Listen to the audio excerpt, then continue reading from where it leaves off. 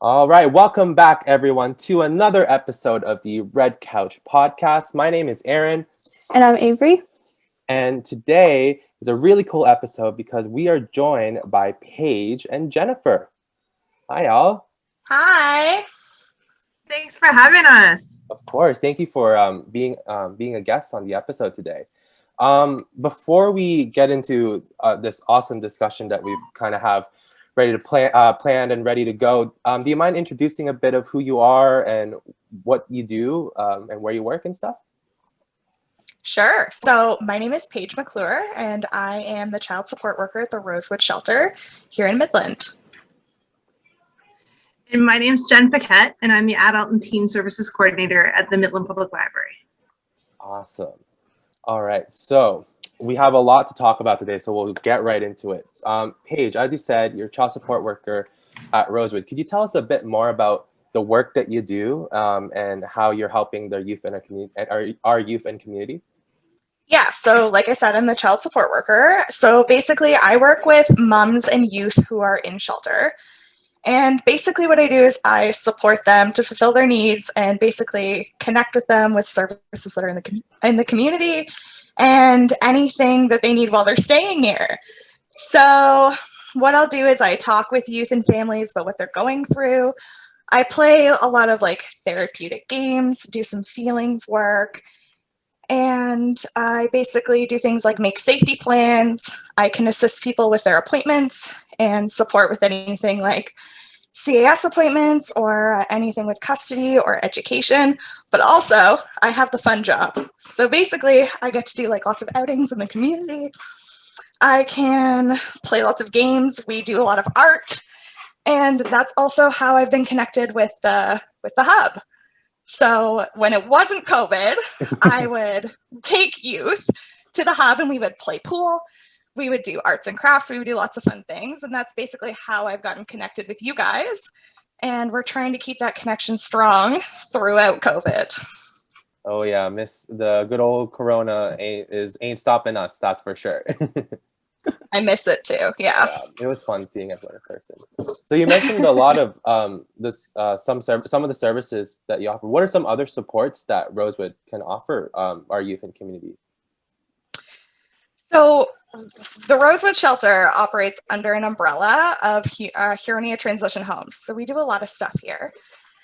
So we have Rosewood, which is in Midland, and it's our emergency shelter, which is for women who are experiencing violence or homelessness or trafficking in the community. And we also have outreach counseling programs. We have a legal advocate here in-house, and we also have a transitional support worker who can help women and youth in the community find housing. But we also have Athena's, which is our sexual assault counseling and advocacy center, which operates out of Barrie. And they do counseling all over Simcoe County. And with COVID, they are operating virtually or over the phone. We also have Choices for Children, which is a super cool program for moms and kids who've been exposed to abuse against their moms. And that program runs all over Simcoe County as well. And we have Operation Grow, which is just down the street from the hub. And that's a social enterprise where we have a vertical farm that's addressing issues of social isolation, food insecurity, and poverty. And that's a program that is available for all women who've experienced violence. And we have yoga and meditation programming, which is super fun. And you can also shop there. So we encourage people to come and buy your greens, buy your cookies and your goodies and things like that. So women can work there and they can do workshops there, but you can also shop there. And it's open to anyone, like the public, everyone can go and shop there. And then we also have Aquarius House, which is kind of our newest program, which is the anti-human trafficking program. And we are actually the designated shelter in Ontario for women who are exiting human trafficking situations. So that is a part of our house here at Rosewood. And basically what I can do is I work with any youth and mothers who are in-house. So my job is primarily to serve the people who are staying here, but we can also fulfill their needs by connecting people in the community and youth in the community through our legal advocate program, through our housing program, and through counseling. So it's a lot, but that's basically what we do here at Rosewood. It may be a lot, but it's a lot of amazing and really great things that I see a lot of benefits in that, not just for, you're catering to so many different populations, and like, it sounds like such great work. Yes, here, important work. Yes, we have a really awesome team. It's awesome to work here. And then you also, I also heard that you have some sort of program or something like that for the community to donate to Rosewood. And do you mind talking a bit more about that and how the community can help initiatives at Rosewood? Yeah, donations are really important. We are always so grateful when the community reaches out and offers their support. So normally what I would tell people when they call is anything that you need in your house, we need here. So you need toiletries, like small appliances, clothing, everything like that. We need that here. The tricky thing, COVID has made it, it's always COVID. COVID has made it so that we can only accept new items right now. But we are always looking for, new clothing. Hygiene supplies is a really big one. Period products is a big one. New food, anything like that. We are always accepting donations, but right now with COVID, we are only accepting new. When COVID is behind us, hopefully soon, we will be accepting like used clothing, used items, everything like that. Awesome. No, that's really great to hear, because like you're right, like with COVID and everything, it's not as easy to donate, just because you're used to just, go for your closet, whatever you're not wearing, put in a bag and we'll donate. But now there's so much more that we have. There's so many precautions now you have to take. Exactly. Yeah, it's tough, and we are always so excited. So if people are going to donate, you can just come and you can call ahead, or you can come with your new items and just bring them up to the door. But yes, it's unfortunate that there's so many guidelines with COVID right now. When everyone just got all the time to clean out their closets, that was one thing. Like last May, I was doing minimalist May, getting rid of a whole bunch of stuff, and I've got nowhere to take it. So it's all in my basement, ready for when ready for when I can. Yes, we will take them when we can. Yeah, I have a bunch of clothes that I've been meaning to donate so that I can buy more new clothes. Well, and actually we don't just accept like women's clothing as well. We also accept men's clothing, because we can have like male children here up until the age of 18, right? So we serve like all children right up until the age of 18. So we need clothing for everybody. So that's also something that's good to know. So you mentioned COVID and like how, not just like donations and stuff have changed, but just how has, all of your programs changed and like the activities you're able to do changed because of COVID? So we've had to pivot a lot of our, like everything online. So as far as our outreach, a lot of that is with lockdown is operating virtually, like through Zoom or over the phone. But we are still managing to keep everything running. So, if you want to meet with the housing worker and you're in the community, you can still connect with her. You just cannot come into the space physically, but you can still have meetings. So it's important that everyone knows that things are still running. And we've just been having to be really creative. Like for me, working with the kids and the youth, like I'm just getting creative to figure out how are we going to get you going with school? How are we going to keep you entertained? Like it's a lot harder to, stay entertained right now, I feel. Yeah. So we're just having to be really creative and like play socially distanced games and things like that.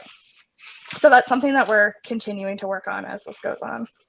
I think that's like a big thing. It's just like finding different ways to do things, but still keeping them going. And I think it's really good that instead of not being able to do things, it's like online and there's like different ways Mhm. Yeah, we're working really hard to try and keep things as normal as they can be.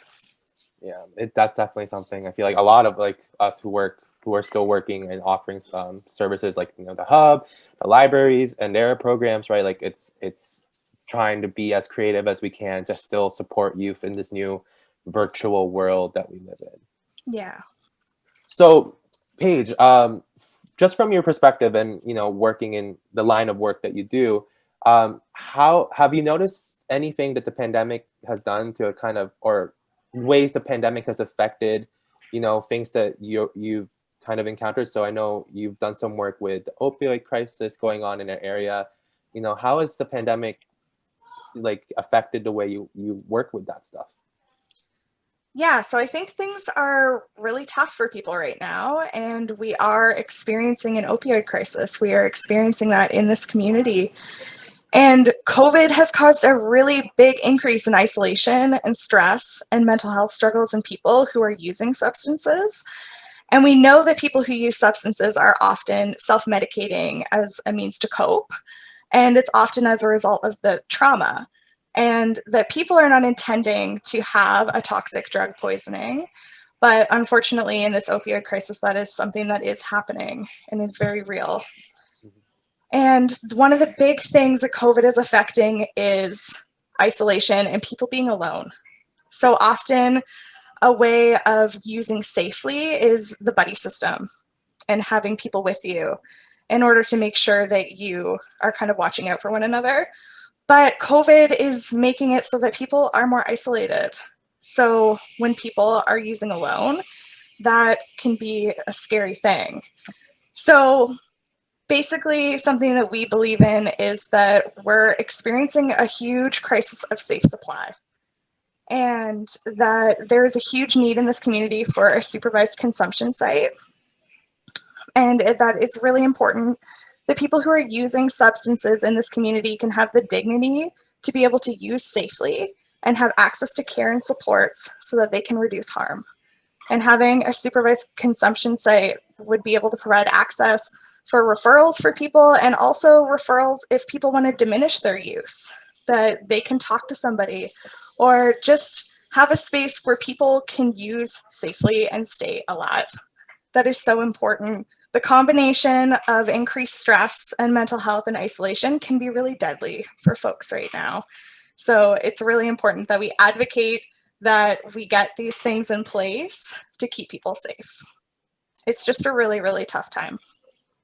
Mhm. Yeah, and it's I didn't even think about the whole like this whole buddy system when with usually you'd be able to connect in person or face to face, but now with the pandemic, not everyone has the means to connect virtually with their with a buddy, right? Like not everyone has access to the internet, Wi-Fi, like to FaceTime or call, right? So it's even harder to establish that buddy system. Yeah, and if you're a transient person, you're the people in the community and the people who you feel safe with might not live with you. Mhm. So it's really, really isolating for people. And that's something that I think is kind of being looked over right now with COVID. And then in regards to your work, you mentioned reducing harm, but harm reduction, your work towards that, I'm sure the it's kind of the same thing, right? Without that support system, it's hard. It's impacting those individuals even more right now with the pandemic. Yeah, so in terms of harm reduction, like I've said, people are more isolated than ever, and it can be really hard for people to get their needs met right now. So what I want to talk about is that we have what's called an Exchange Works program here that operates out of the shelter, where women identifying folks can come and access harm reduction supplies. So it's things like needles, smoking kits. We also have a stock of condoms, dental dams, period products, anything like that that you may need to, use safely. We have those items here. And the most important thing that we have is naloxone kits. So naloxone kits are super important because they can reduce the effects of an opioid toxic drug poisoning when taken nasally. So women identifying folks can come here and access naloxone kits 24 hours a day. They can come and access our harm reduction kits 24 hours a day. And it's super important that everybody knows that these items are here. Naloxone kits are so important, you know, if you are using opioids, that you come and get those, because that can really help, like, keep people safe until, you know, help can come. And so there, you know, there's no shame. Come here, access these services, get the kits, get what you need, and anytime, 3 in the morning, 10 in the morning, whatever, we're here, and we want you to come connect with us. We're here for support. It's so important that everybody has access to clean supplies and access to naloxone. For sure, for sure. Mhm. So you mentioned with your work at Rosewood, one of the populations you help are women in need in the area, right? Have you noticed an increased impact on gender-based kind of violence due to the COVID pandemic? Or would you care to elaborate more on that? Yeah, so we serve women who've experienced violence in the community, and what we know with COVID is that a lot of the burden of COVID we're seeing is being put on women. That is a big thing that's coming out of this, and we're continuing to receive a lot of calls, and we're working to support women in the community who are experiencing violence right now. And there's a huge, again, it's an increase in stress and isolation, and that contributes to gender-based violence. So when women are isolating, they can have a really hard time accessing their regular supports, things they might do in the community, accessing friends and family. So if you are, you know, living with someone who is being abusive towards you, and it's COVID and you can't go out, and you can't see your family, the people that are kind of keeping you going during this time, it can be dangerous. And we're seeing an increase in violence during these times. So we're also seeing COVID being used as a tool for abuse. So we are seeing abusers keeping women from leaving because women feel like maybe, you know, they could get themselves sick or get their kids sick. Or, you know, if you leave and go out there with COVID, that there might be harm out there for you. So it can be a way of keeping women from leaving their situations. And like the idea that people are safer at home. And we know that home is not always the safest place for people to be, which is really hard when the messaging is all like, stay home to stay safe, and you might not be safe at home. So I really want to make it clear that we're open and we are taking women and children and youth, and we, you know, our shelter, we're following all the ministry guidelines, and we are a safe place to come during COVID. And it's really important that, you know, if you are experiencing violence, that you reach out and that you get support. And again, call 24 hours a day. Yeah, so I think that is something, like you said, with COVID, like the whole message is to just stay home, because many people will just stay home, it's safe. Mm-hmm. But I think the way you said it, like, not home isn't safe for everyone. So yeah. It's really, because me, myself, you know, a lot of people wouldn't think that. Mm-hmm. It doesn't, like, you know, it doesn't go in their head that like home isn't safe for everyone unless they've experienced that. Yeah. And I think there's fear around coming from, you know, if you're living in like a single family unit and thinking of coming to a place like a shelter where there's multiple families, it can be scary in a time like COVID where you might be around more people. But, you know, everything is like following the guidelines, 6 feet apart, all of the things all of that messaging is happening in here. So yeah, it can be really scary. Yeah, I couldn't imagine what it'd be like for them right at this time.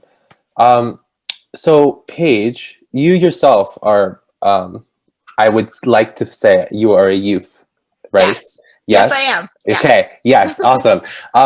And, you know, with the podcast, one of the things we always want to look at is, you know, the youth's perspective on the pandemic going on. So I was just wondering, like, you're youth working for this amazing, initiative with Rosewood. How has this pandemic affected, you personally and your work, and what are some challenges that you have found trying to work through COVID?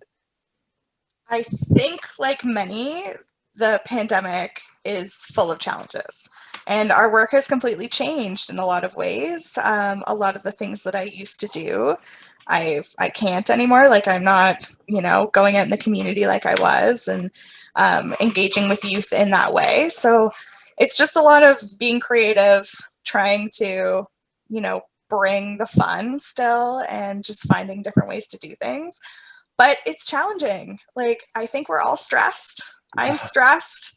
And this, if anything, this past year has taught me the importance of taking care of yourself, which can be hard right now. So I'm finding it challenging, like many of us are, but we're getting through it slowly. But it's just important for me. It's important to stay connected. It's really important for me to reach out to my friends and my family and keep the supports close when I need them. And often right now I am needing them. Yeah, and that's definitely something I feel like a lot of listeners, youth, adults, whatever, everyone can relate to, is just trying to make sure that you're taking care of yourself during this time, and looking at your mental health, and just making sure that you're able to make it to the next day, and yet you're well connected to the support. So I'm so very grateful for organizations like Rosewood, and places like the Hub that offer all these services that can help youth and the community with the help that they need to get through this like pandemic. Oh my God, can you believe it's been a year? Almost a year. It feels like it's been 5 years of this pandemic, but no, it's only been one. It's crazy.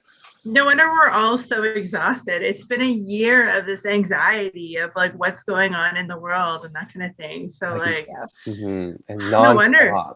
We need to be so gentle with ourselves right now. When we lay it out and are like, oh my God, it's been a year. It's crazy. We've been through so much in the last year, like collectively. Yeah, we have been.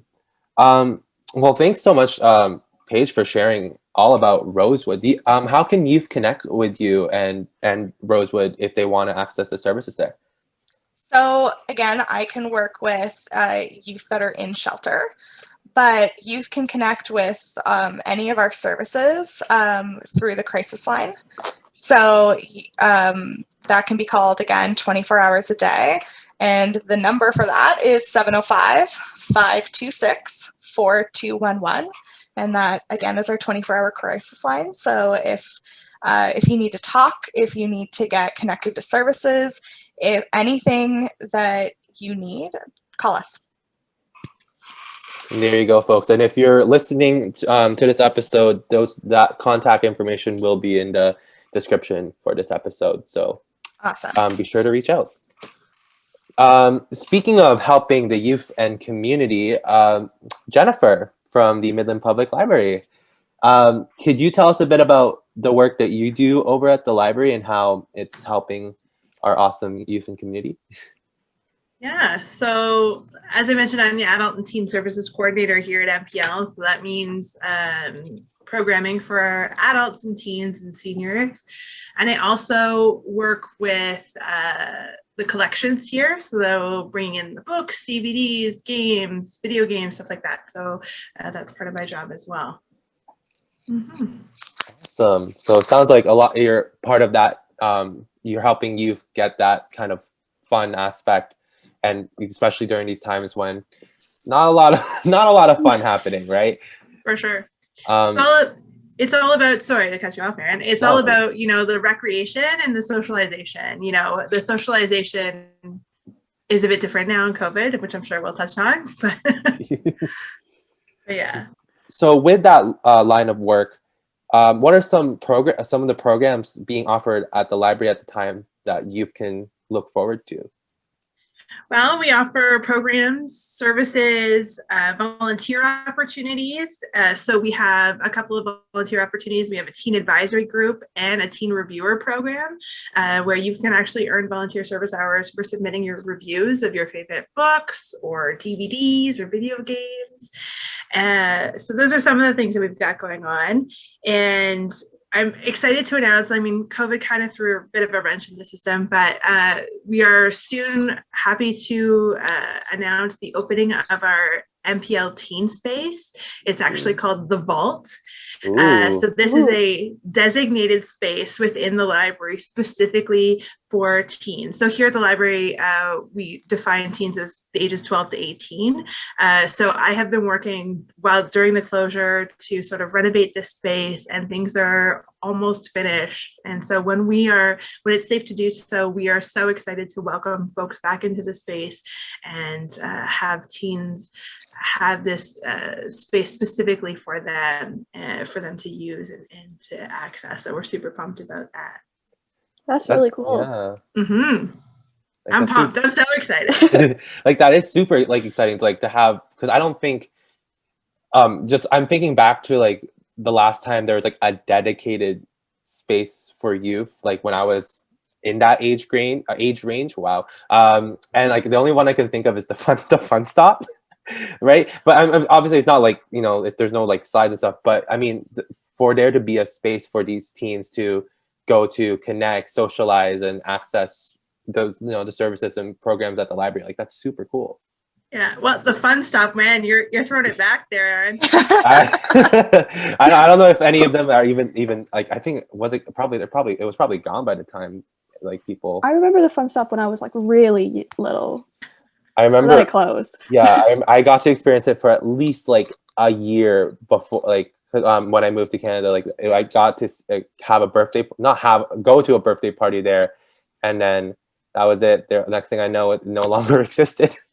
Okay, so I didn't grow up in Midland, and I need to know what the fun stop is. I can't really explain it. I was like 3. From what I can remember, it was just like it was this a space. Like a building. It had like stuff for kids. Like kids could have their birthday parties there.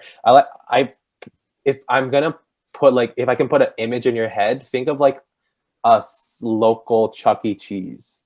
Yeah, I was just gonna say it's like a smaller version of Chuck E. Cheese. Yeah, I would have loved that. right. Like they should bring it back. I know. I like, agree.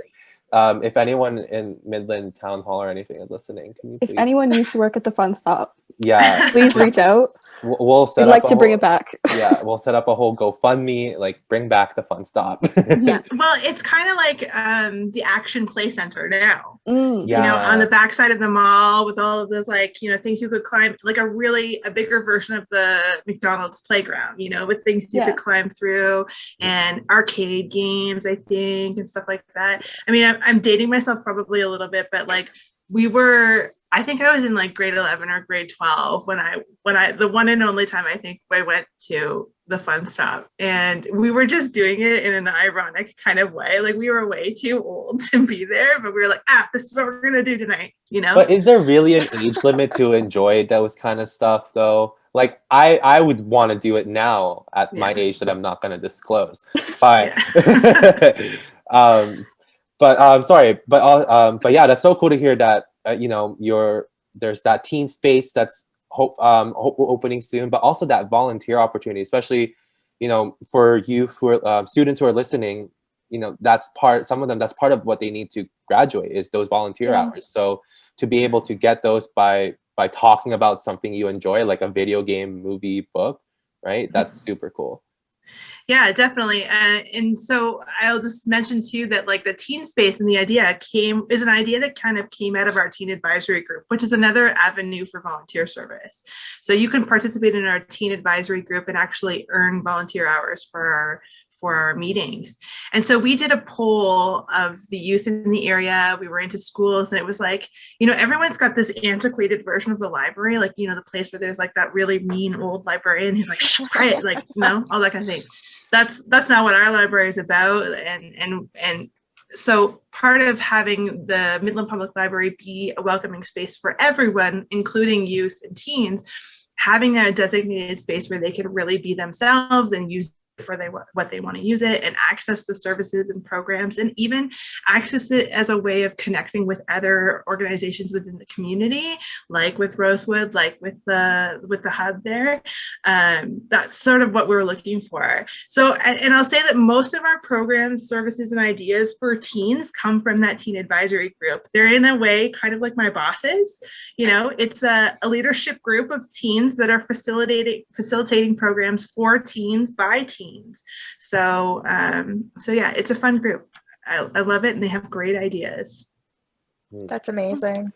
Yeah, and it's great to hear too that because the hub kind of functions in a similar way of taking the youth perspective, youth ideas, and having those really be what drives what we do at the hub. So, and what I've been saying all the time whenever since working at the hub is what better way to know what youth need and want than by asking them themselves. So that's great. And look what's happened from it. It's this whole teen space is hopefully, if the pandemic ends, open soon.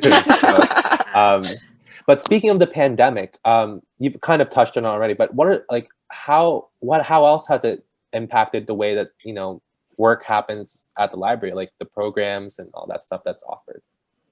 Well, similar to Paige, we've had to pivot all of our programs to virtual platforms. So we're doing live programs on Zoom or pre-recorded things on YouTube.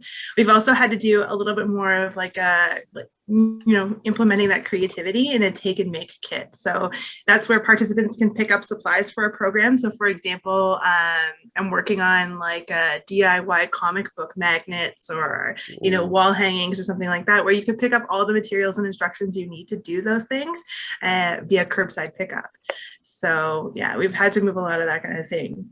We've even moved our big reading program, like our teen summer reading program, to an online challenge using a Beanstack app where you can compete and read books and complete activities and challenges towards winning our grand prize. And last year it was a $100 gift card to Amazon. So, yeah, and it'll be probably moving forward and looking at the way things are going right now. Chances are that we'll be doing the same thing, an online summer reading program this summer as well.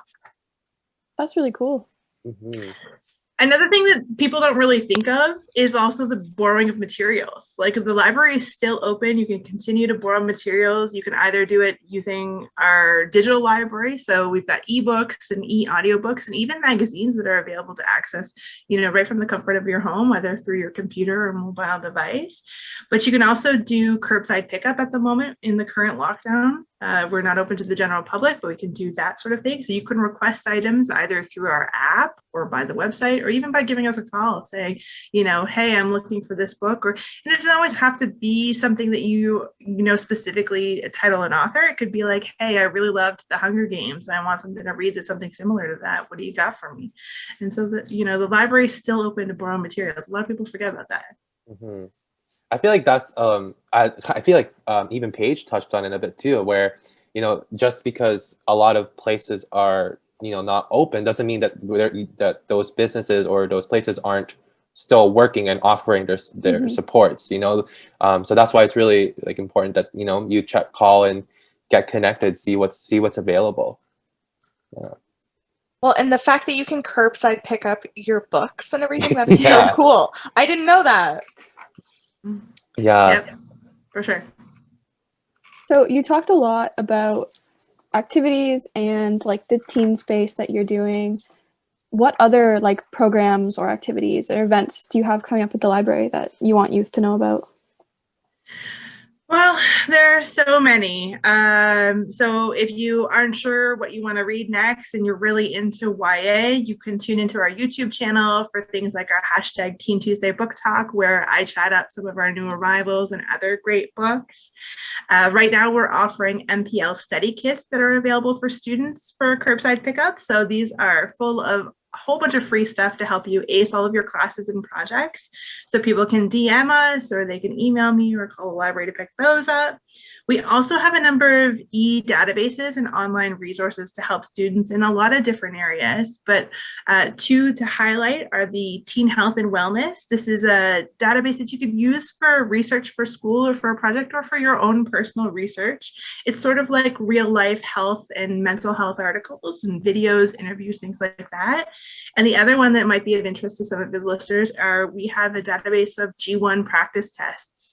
So you can, practice your G1s, you can do a couple of simulators, all that stuff that to help you put your best foot forward when it comes to getting your driver's license. And in the spring break, when it finally rolls around in April, we've got a lot of different things like a sketching and art program. We've got a couple of what we're calling Talk It Over workshops. So these are workshops that are partnerships with community organizations. We're partnering with Hernia Transition Homes and the Athena Center for a discussion on consent. And then also with the Gilbert Center for a discussion on LGBTQ2S+ inclusivity. And you can earn your volunteer service hours for participating in those workshops. And we got a fun video with our friends at the North Simcoe Youth Wellness Hub that we're putting out that week. And another take and make that is a DIY food wrap alternative and a discussion on reducing single-use plastics. Oh, that'll be interesting. Yeah. Yeah, and I can't wait for that little collab we have planned with the library. Super exciting. I can't wait for y'all to see it. Little teaser. Yeah. Oh, it's a little sneak peek. But that's amazing to hear that all that great stuff you've got planned and even the stuff that's happening now. For anyone who's listening that wants to connect with the library, what would be the best way to do that if they want to, say, participate in programs or access those supports and services you mentioned? We try our best to meet you wherever you are, so you can follow the library on almost all of the socials, including Instagram, Facebook, Twitter, Snapchat. We even have a TikTok. Ooh. Yeah. So we do some funny videos and promo some of our programs there. So you can DM us on any of those platforms if you see something you'd like to register for. You can check out our website at midlandlibrary.com, or you can send me an email specifically or call the library. We'd be happy to connect you in any way. Amazing. And we'll be sure to put down all those ways to connect in the description of this episode, because as we've heard, it's very important for us to, make sure that we're able to access these services and supports when we need it to help, especially during a time that is so, for a lack of better words, crazy. I still can't believe it's been a year. Oh my gosh. Literally been a year. Yeah. All right. Well, thank you, Jennifer, for, sharing about all the things happening at the library, and Paige as well for sharing what's going on at Rosewood. Before we head off, we were wondering if you would be down to play a quick game with us. We have two options, so I'll let y'all decide which one you would rather do. So professional this time. We have two. Yeah. So we could either just do not really a game, but just get to know each other more by sharing a bit something that's your favorite thing of the week, very like Oprah's favorite things. So whether it's like your favorite show that you've been binge watching recently, a book that you've been reading nonstop, or we could play a fun game of Would You Rather. So what would you rather do? I didn't mean for it to Oh, no. This is a would you rather question in itself. Yeah.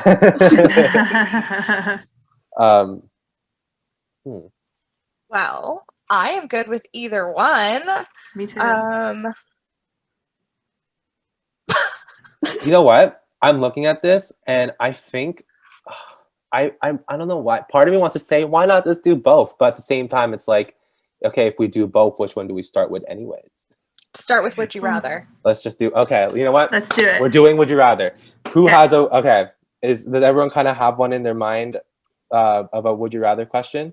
I feel like I'm always ready. Yeah, I've noticed that. Like, for those listening, I've been fortunate enough to work with Paige on some stuff. You're always prepared, or like even if it's on the spot, it doesn't seem like it. I like games like this. I'm always thinking in my head about little questions and things. Good to Um, be prepared. It's a good way to get to know each other if you're well, and when I work with youth, if I'm like finding things like a little bit awkward, I'll just like throw out like a wacky would you rather, and sometimes it breaks the ice.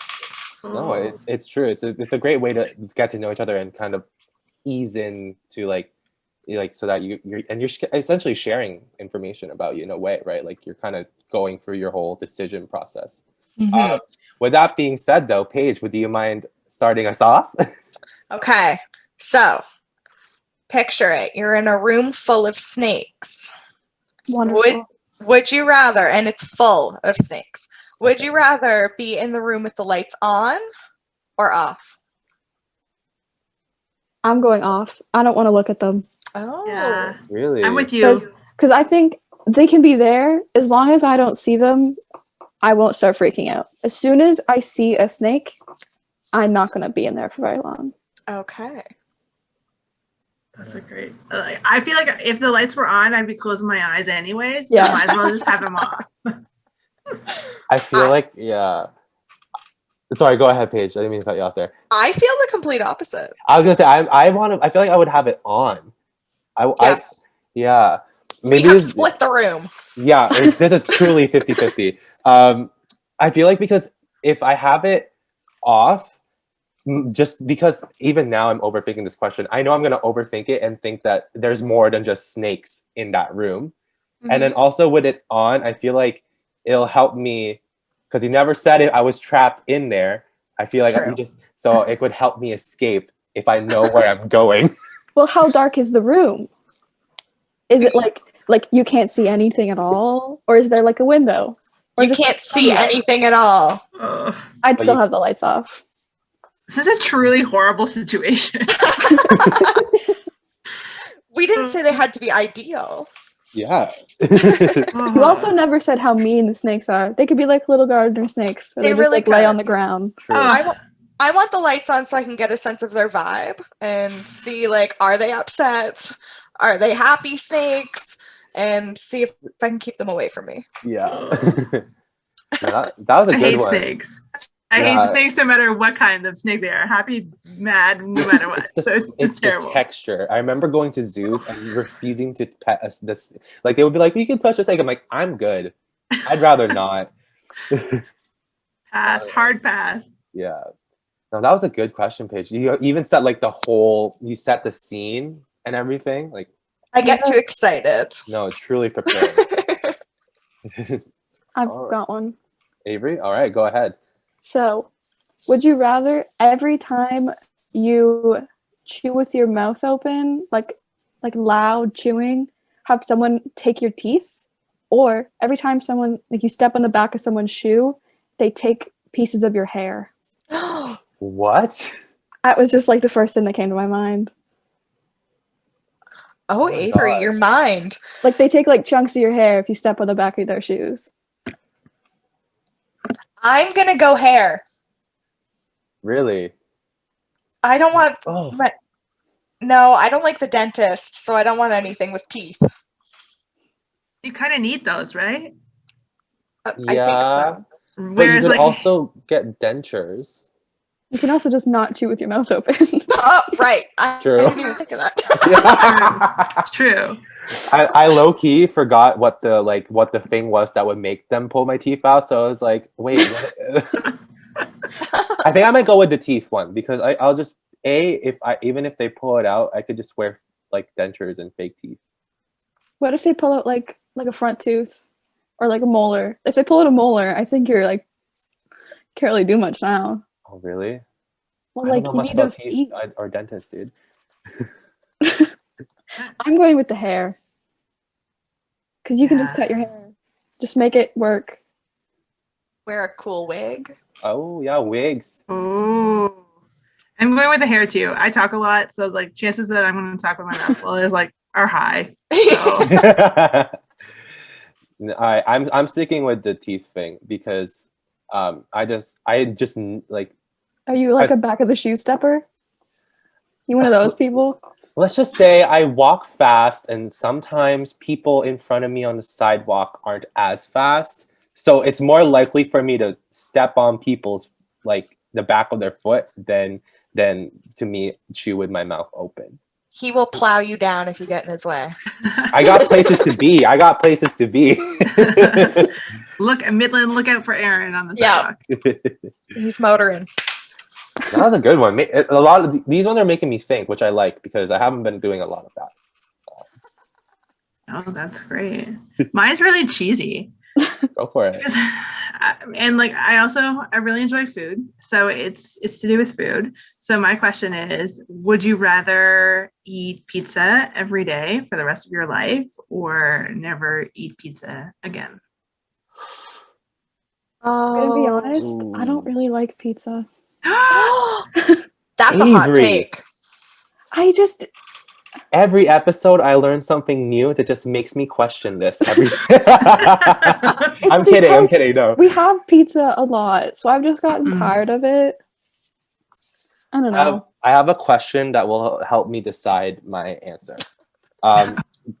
Do I have a choice as to what type of pizza it can be? I don't know if that will because I feel like it should be like a gross kind of pizza. Is there a gross kind of pizza? Yeah. I'm not a Like big fan olives of and anything with mushrooms. anchovies. To spice it up, because pizza is such a versatile food Mhm. group. If you're in my house, let's make it like the same kind of pizza. Like you would have to have, veggie pizza or pepperoni and cheese if you were a meat eater. So the same kind of pizza every day for the rest of your life, or never have pizza ever again. I'm gonna have to go the Avery route then, because I don't know if I can just do one kind of pizza the entire time. I feel like I would get so sick of pizza just after one day of eating only pizza. Oh, this is hard. I feel like I'm going against pizza. Right? I feel Which- like I'm betraying. If I'm being honest, I had leftover pizza for breakfast. So I would have to turn my back on pizza though. Mhm. If it was different kinds of pizza, but I'm gonna have to say bye. Yeah. I feel like I could eat Hawaiian pizza every day for like forever. I mean, like, yeah, eating wouldn't be as fun as it is now that you have such variety, but I love Hawaiian pizza. Me too. Yeah, me too. Side note, what's your stance on the pineapple on pizza thing? Because I feel like that's something everyone argues about. I love it. I don't mind it. Like, I don't get why people think it's so gross. Pro People just pineapple. think it's gross because it's like sweet and pizza's salty. But sweet and salty food goes together. Yeah, they literally have chips that are like sweet and salty. Like, Mm-hmm. yeah, I'm pro pineapple. Pro pineapple. Pro pineapple. I'm Pro pineapple. Yeah. Yes. Yeah, I Yeah. love it. Hashtag Opposites attract. pineapple. Watch us lose a bunch of viewers because they're like, You're gonna be like, I'm not watching this anymore. yeah. Oh my gosh, that means it's my turn. For the I haven't even, not gonna lie, I haven't even. Are you gonna do a really like dark one this time again? Compared to having my teeth and hair pulled out? Okay, the last time we did this, Aaron was like, "Would you rather be like drowned or I said, burned?" would you rather be eaten by a shark or burned at the stake? Oh my Ooh. god. Oh, okay, so it is Exactly. shark. I'm sorry. I like it. Okay. You're on a raft in the middle of the ocean. Would you rather have your raft die by having your raft? Sorry, death is on my mind. Would you Oh, rather wow, have? Aaron. Well, sorry, I had a different way of going it, but then I just got reminded of my last ones, and I was like, you know what? It's easy to just have people choose the way they die. Would you rather have die because your raft starts falling apart and then you just end up falling in the ocean and drowning, or would you rather see a boat coming, make it look thinking, oh my gosh, I'm gonna get rescued, but then it turns out they're just there to kill you? So would you I'd rather? rather that one. Hmm? I'd rather that one. Have some thrill, Your last moments, have some fun, some thrills. Oh no. That is too much of a roller coaster for me. You think you're gonna get rescued and then you get killed by them. I think I'd rather be alone with my thoughts and watching the raft go down, I think. And I feel like, sorry, I know, I feel like, yeah, like with the raft, you could there's a lot of like if it's slowly falling apart. Yeah, but that means it's just you're dying so slow. Okay. Yeah. Yeah. Maybe. I agree. Like how did like they're coming, but just to kill you. So how do they kill? Like, are they just gonna like kill you very slowly, like your raft's falling apart still, or are they just like? Is it like quick and fast? When I was picturing in my head was like Somali pirates like zooming in on a speedboat and being like, just kidding, I'm gonna get you now. Like thinking That'd you're be gonna. kind of funny. I'd probably laugh. I'm gonna say I'm hoping for a quick, a quick death. So I'm gonna go with the boat. Yeah. The idea of having to tread water for any length of time. But that's true. I didn't even think about that part. It's not appealing. Yeah. Like just because your raft breaks apart doesn't mean you're like, are you just gonna like let it go? No, your body's gonna try. yeah. You're gonna be treading water for like hours. Yeah. I'm gonna think about this question for the rest of the day. So I'm thank you. so sorry. I don't feel good about either one. Not a great way to end this game section on such a dark note. We shouldn't have let Aaron go last. Okay, we've learned always let Aaron go first because then at least we can fix the mood and atmosphere afterwards. Yes, this is a lesson. Yeah. All right, but no, that was. I think everyone's agreed that Those are some deep thoughts. deep thoughts. Yeah. Awesome. Thanks so much for playing with us, y'all. Thank you for having us. This was really fun. I really enjoyed this. Yeah, thank you. I love the podcast. You guys are doing a great job. Thank you. Thank you. I have to say, I'm a big fan. So I'm really excited to be a part of this. I'm cleaning my kitchen and I'm listening to you guys. So This is really cool. Avery, did you hear that? We have fans. Oh my gosh. I'm a fan. We made it. We did If you guys have merch, I'll get some merch. Oh, I've been thinking of ideas. I just haven't said anything yet. yeah. Good. Yeah, that definitely. We'll write that down. Avery, write that down. We're talking about that next time we all meet. But thank you so much for playing. Thank you for being on the podcast, talking about all the amazing work that the places you work for do. Thank you for doing what you do and helping the community and the youth in our area. So as always, if you're listening and want to connect with Rosewood and the Midland Library and all the services and programs they offer, their contact information will be in the description below. If you, as always, also you can connect with the Youth Hub, the North Simcoe Youth Wellness Hub, by calling or texting our hub line at 705-427-5639. Yes. Avery, any final words? I want to thank you guys a lot for coming on. It means a lot to both me and Aaron to have you guys come and talk about all the wonderful things you guys do. So thank you. And thank you for listening. Thank you for listening, and we will catch you on the next episode. I just realized this is episode 9. Next episode is episode 10. Double digits already. We're gonna have a cake? Should we? Yeah. I don't know. How are we gonna? Pandemic, dude. How are we gonna enjoy the cake? Well, I'll get cake and then you get cake. Personal cake. Oh, I'm so down for that. Okay, we're writing that down. Okay. A birthday episode. Awesome. Thank you so much, everyone, for listening, and we'll catch you on the next one. Bye. Bye. Bye.